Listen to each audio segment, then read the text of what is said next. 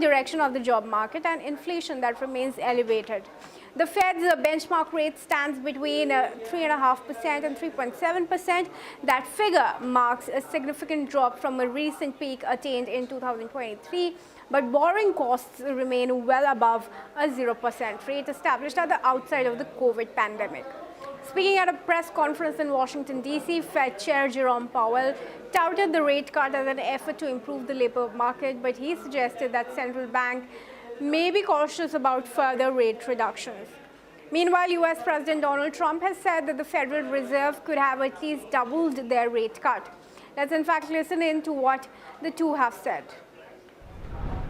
Conditions in the labor market appear to be gradually cooling, and inflation remains somewhat elevated. In support of our goals, in light of the balance of risks to employment and inflation, today the Federal Open Market Committee decided to lower our policy interest rate by a 1/4 percentage point. As a separate matter, we also decided to initiate purchases of shorter-term Treasury securities solely for the purpose of maintaining an ample supply of reserves over time, thus supporting effective control of our policy rate. The head of the Federal Reserve is a stiff. And, you fight that. It's amazing.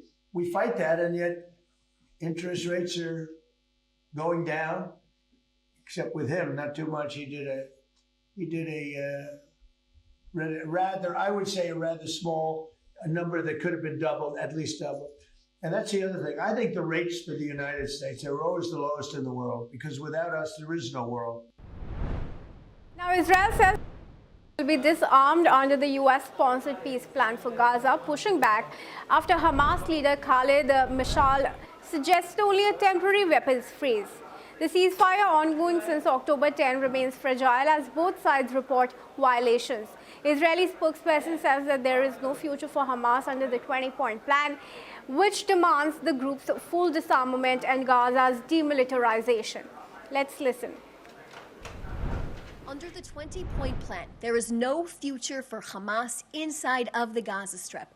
They will be disarmed, Gaza will be demilitarized, and the people of Gaza will be de-radicalized.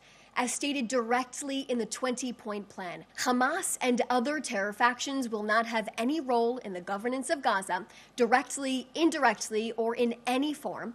All military, terror, and offensive infrastructure, including tunnels and weapons production facilities, they will be destroyed and not rebuilt. Let me dispel the rumors and the misinformation that are in the media right now, who have reported that Hamas will not disarm.